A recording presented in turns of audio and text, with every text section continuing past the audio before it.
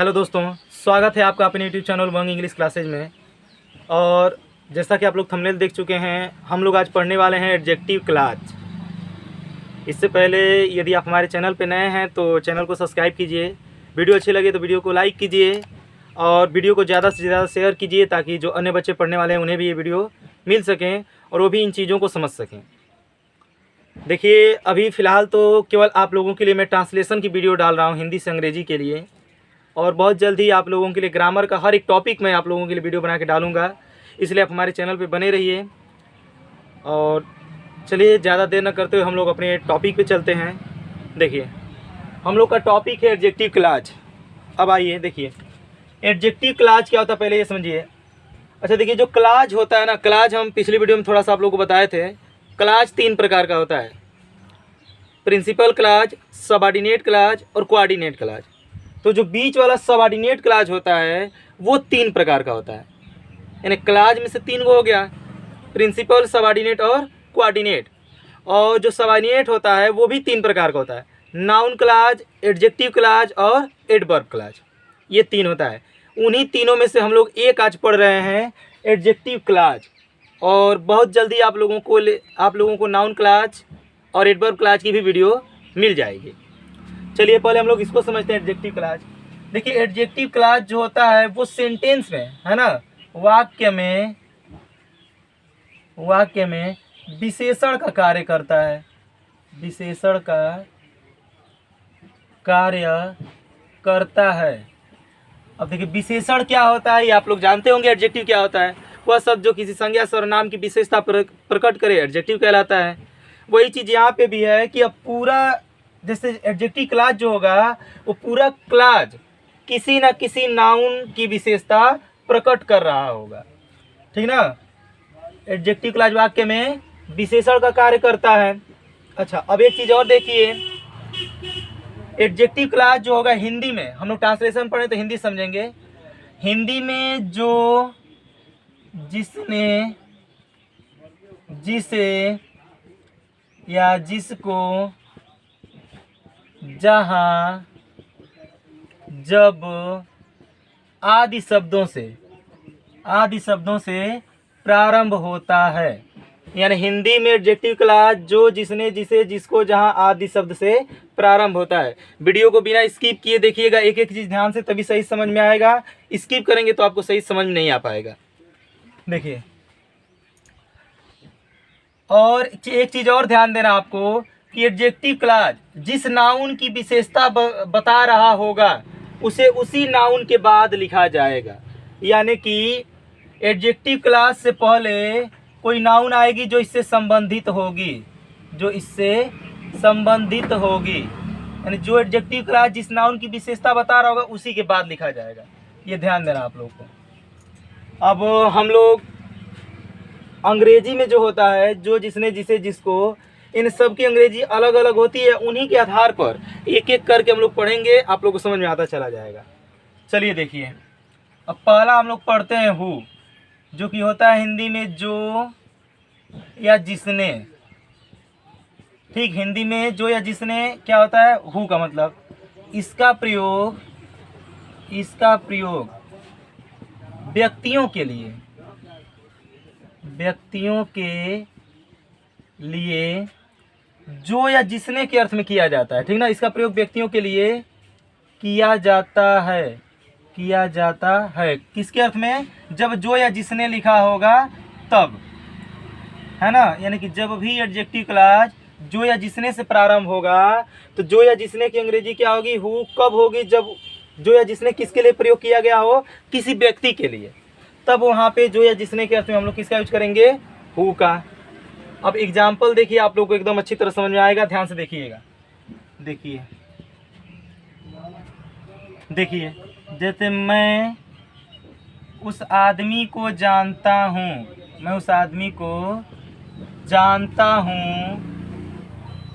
जिसने तुम्हारी घड़ी चुराई थी।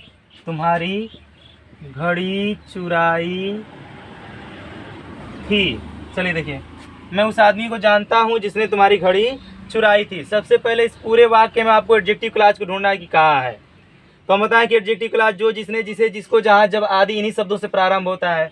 इसमें देखिए कहाँ है जिसने, है ना, जिसने तुम्हारी घड़ी चुराई थी, यह पूरा क्या हो जाएगा हम लोग का एडजेक्टिव क्लास हो जाएगा। अच्छा, जिसने तुम्हारी घड़ी चुराई थी, किसने चुराई थी, या किसकी विशेषता बता रहा है, तो उस आदमी की, यानी इसी नाउन की क्या कर रहा है, विशेषता प्रकट कर रहा है ना। तो जब अंग्रेजी अनुवाद करेंगे तो इसी नाउन के बाद उसको पूरा लिखना है, यही चीज़ आपको ध्यान देना है। एडजेक्टिव क्लास का प्रयोग उसी नाउन के बाद किया जाएगा जिसकी वह विशेषता बता रहा होता है। अब देखिए, मैं उस आदमी को जानता हूँ, पहले इतना बनाइए, क्या हो जाएगा, आई नो द मैन। देखिए उस, ये, इस, यही, वही, इस प्रकार के शब्द आए तो उसके लिए द का यूज किया जाएगा, है ना, क्योंकि एक डिफिनिट नाउन हो गया तो द का प्रयोग हमेशा डिफिनिट नाउन से पहले ही किया जाता है। यानी उस, इस, वही, यही लिखा होगा तो द का यूज होगा। देखिए आई नो द मैन, मैं उस आदमी को जानता हूँ। अब मैन की विशेषता क्या बता रहा था, जिसने तुम्हारी घड़ी चुराई थी, इसके बाद पूरा आ जाएगा हु। जिसने के अर्थ में क्या लिखेंगे, हु तुम्हारी घड़ी चुराई थी, हैड स्टोलन, उसके बाद हो जाएगा your watch, who had stolen your watch, यानी हो जाएगा I know the man who had stolen your watch. देखिए एक आध एग्जाम्पल और हम लोग देख लेते हैं।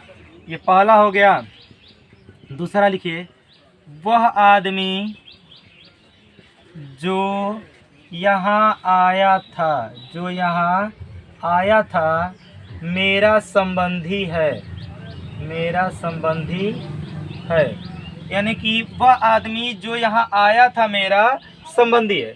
चलिए देखिए, इसमें आप पहले खोजिए एडजेक्टिव क्लास। एडजेक्टिव क्लास कहाँ है, जो यहाँ आया था, है ना, और जो का प्रयोग किया गया है किसके लिए, किसी व्यक्ति के लिए किया गया है तो हु का यूज करना है। ये भी ये चीज़ आपको समझना है। साथ में ये भी चीज़ देखते चलना है कि जो या जिसने के अर्थ में हम लोग हु का यूज वहीं करेंगे जब जो या जिसने किसी व्यक्ति के लिए प्रयोग किया गया हो तब, और व्यक्ति के लिए नहीं होगा तो वहाँ पे हु का यूज नहीं होगा, किसी अन्य रिलेटिव प्रोनाउन का यूज होगा, जो कि हम लोग आगे पढ़ेंगे एक एक करके। चलिए देखिए, अब देखिए जो यहाँ आया था ये पूरा हम लोग एडजेक्टिव क्लास हो गया। अब बताइए यह किसकी विशेषता बता रहा है, कौन आया था या किसके बारे में बताया जा रहा है, जो यहाँ आया था वह आदमी, यानी आदमी की विशेषता बता रहा है ना, तो इसी नाउन के बाद इसको लिखना है पूरा, ये चीज़ ध्यान देना है। अब देखिए, वह आदमी जो यहाँ आया था मेरा संबंधी है, वह आदमी क्या होगा, द मैन, द मैन जो यहाँ आया था, इसी के बाद इसको लिखेंगे हु केम हियर, हो जाएगा the man who came here, comma करेंगे, मेरा संबंधी है, ये पूरा देखिए सब्जेक्ट हो गया सेंटेंस का, इज माई रिलेटिव, यानी the man who came here is my relative. अगर आप उतारना चाहें तो वीडियो को रोक करके आराम से उतार सकते हैं। फिर हम लोग चलते हैं अपने अगले टॉपिक पे, मतलब अगले, इसी में अगले क्रम पे चलते हैं। जैसे हु का हो गया, अब अगली रिलेटिव प्रोनाउन के बारे में जानेंगे। चलिए अब हम लोग चलते हैं आगे।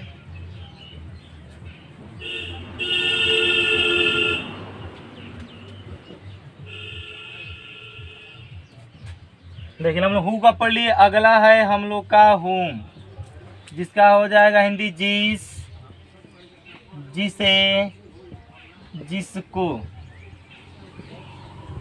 अब देखिए हुम का प्रयोग जो होता है कब करेंगे, जिस, जिसे, जिसको के अर्थ में ही करेंगे। किसके लिए, व्यक्तियों के लिए, व्यक्तियों के लिए, यानी इसका भी प्रयोग व्यक्तियों के लिए ही किया जाएगा, लेकिन जिस, जिसे, जिसको के अर्थ में किया जाएगा।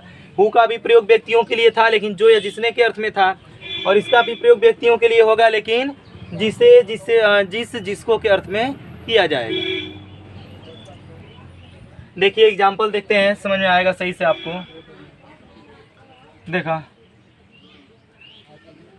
मैं उस आदमी को जानता हूँ, मैं उस आदमी को जानता हूँ, जिसको, जिसको तुमने धोखा दिया है, धोखा दिया है। देखिए मैं उस आदमी को जानता हूँ जिसको तुमने धोखा दिया है।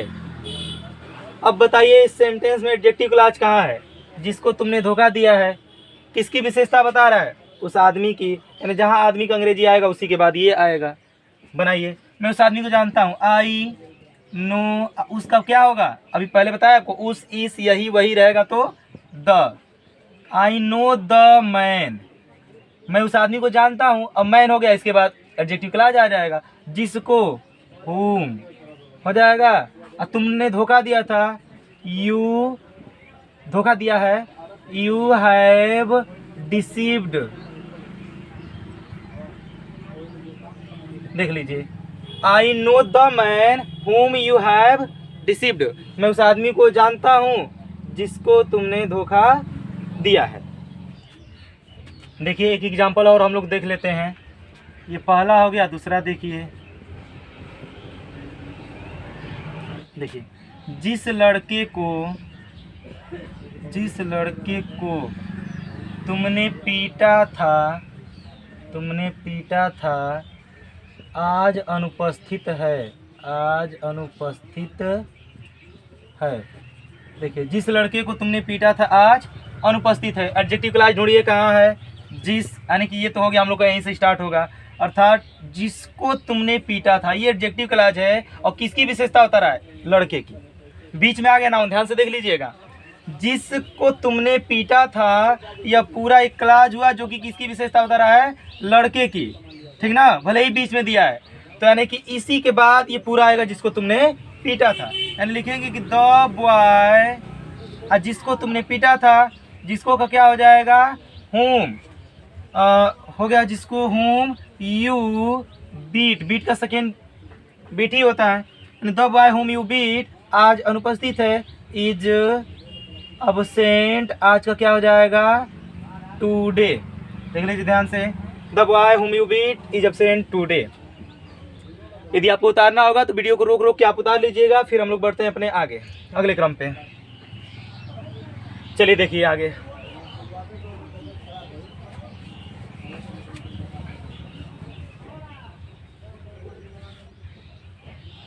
देखिए अगला है हम लोग का हुज यानी जिसका, जिसकी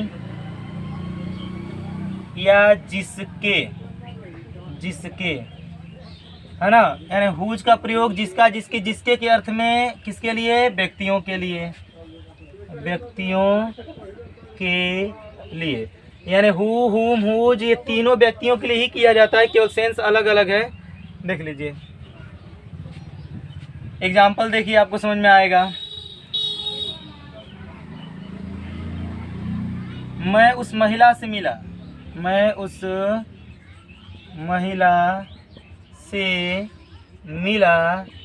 जिसके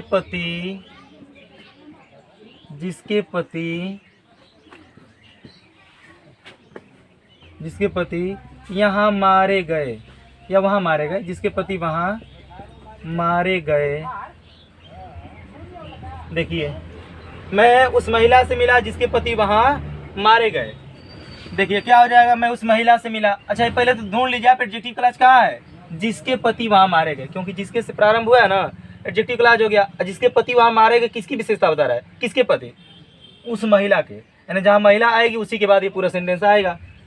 देखिए जिसके जो आया है किसी व्यक्ति के लिए आया है ना, तो मैं उस महिला से मिला, क्या हो जाएगा, आई मेट द वुमैन, है ना, आई मेट द वुमैन, मैं उस महिला से मिला, और वुमैन के बाद जिसके पति वहाँ मारे गए, इसी की विशेषता बता रहे थे, इसको आगे लिख देंगे। जिसका क्या हो जाएगा, हुज, और यह एक पोजेसिव केस है, तो इसके साथ जो नाउन आएगा संग ही क्या हो जाएगा, हुज हस्बैंड, वहाँ मारे गए, वाज किल्ड देयर। देख लीजिए, I met the woman whose husband was killed there, मैं उस महिला से मिला जिसके पति वहाँ मारे गए। आप लोगों ने 3 इसमें यूज पढ़ा है, हु, हुम एंड हुज। देख लीजिए, अब इसको समझ लीजिए एक बार, जो हु होता है ना, ये नॉमिनेटिव केस होता है, यानी कि कर्ता कारक। हुम जो होता है ये ऑब्जेक्टिव केस होता है, यानी कि कर्म कारक।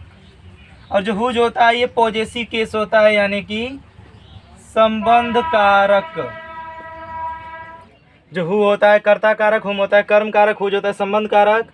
और इसी के अकॉर्डिंग जैसे ये चल रहा है, जैसे हु का प्रयोग जब किया गया था शुरू में, तो देखिएगा आप पहले वाला में तो कर्ता के जैसा किया गया है, हुम का प्रयोग कर्म के जैसा किया गया है, और हुज का प्रयोग संबंध निकालने के लिए। देखिए हुज हम बताए अभी ना कि पॉजेसिव केस है, हस्बैंड। तो ये हो गया। अब हम लोग चलते हैं अगले क्रम पे अपने। अगर उतारना होगा तो रोके उतार लीजिएगा। देखिए अगला है हम लोग का दैट या विच।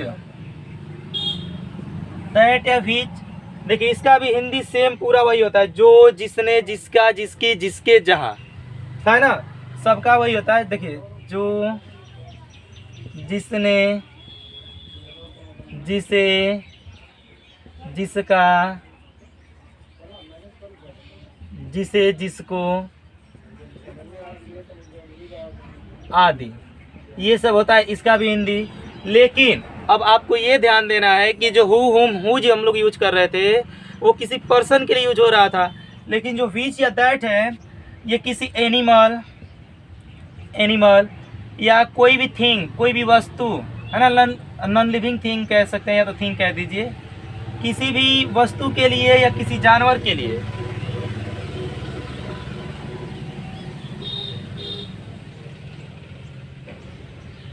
देखिए किसी भी वस्तु के लिए या जानवर के लिए हम लोग किसका यूज करेंगे, विच या दैट का, जो, जिसने, जिसका, जिसकी, जो भी रहेगा उसी के अर्थ में।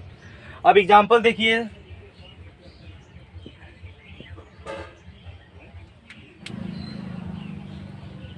देखिए एग्जाम्पल, जैसे यह वही कलम है, यह वही कलम है जिसे मैंने कल ख़रीदा था, जिसे मैंने कल ख़रीदा था। या तो यह वही कलम है जिसको मैंने कल ख़रीदा था। अब यहाँ पे एडजेक्टिव क्लास ढूंढिए, क्या है जिसे मैंने कल ख़रीदा था, किसकी विशेषता बता रहा है, किसको मैंने ख़रीदा था, कलम की, है ना। और जो जिसे यूज किया गया है, किसके लिए यूज किया गया है, किसी वस्तु के लिए यूज किया गया है। तो यहाँ पे हम लोग क्या करेंगे, देखिए यह वही कलम है, क्या हो जाएगा, दिस इज द पेन, होता है ना, यही वही जो भी होगा उसका अंग्रेजी द होगा, यानी दिस इज द पेन, और पेन की विशेषता बता रहा है जिसे मैंने कल खरीदा था। अब जिसे के अर्थ में क्या होगा, विच या दैट, दोनों में से कोई एक। This is the pen that मैंने कल खरीदा था, आई बाट स्टरडे, आई बाट स्टरडे। ठीक है, एक आध और एग्जाम्पल देख लीजिए, आपको और अच्छी तरह समझ में आ जाएगा। मैं एक जंगल में पहुंचा, मैं एक जंगल में पहुंचा जो जंगली जानवरों से, जो जंगली जानवरों से भरा था। चलिए देखिए, मैं एक जंगल में पहुंचा जो जंगली जानवरों से भरा था, क्या हो जाएगा, मैं एक जंगल में पहुंचा, I reached in a forest, यानी मैं एक जंगल में पहुंचा जो जंगली जानवरों से भरा था। ये हम लोग का पूरा हो गया, जो से प्रारंभ हो रहा है एडजेक्टिव क्लास, क्या हो जाएगा, विच या दैट हो गया। विच वाज फुल, जो भरा था जंगली जानवरों से, ऑफ वाइल्ड एनिमल्स। देख लीजिए, I reached in a forest which was full of wild animals, मैं एक जंगल में पहुंचा जो जंगली जानवरों से भरा था। चलिए आगे देखते हैं।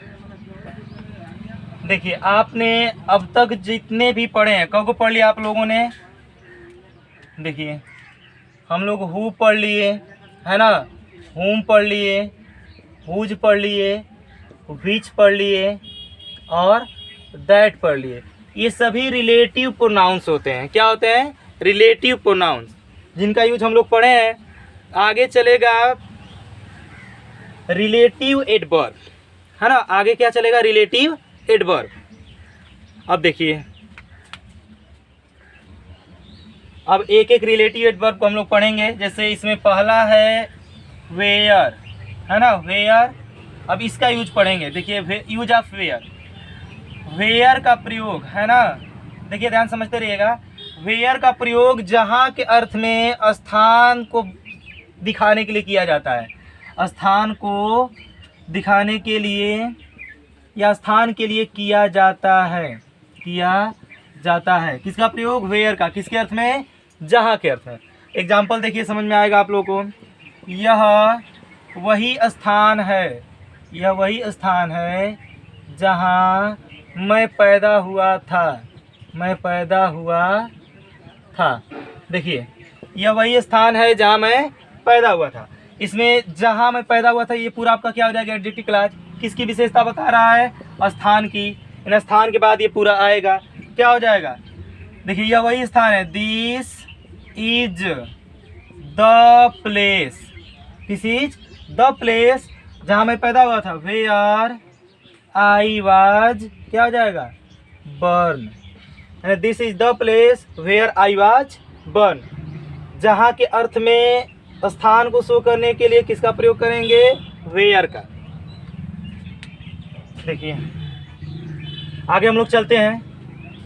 वेयर के बाद आपको जो उतारना हो, उतारते रहिएगा आप लोग। नोट्स बनाना होगा तो आप रोक करके वीडियो को बना सकते हैं। देखिए, आगे है हम लोग का व्हेन। व्हेन का मतलब होता है जब। देखिए, इसका प्रयोग है ना, जब के अर्थ में समय को दिखाने के लिए किया जाता है। किसको दिखाने के लिए? समय को, टाइम को।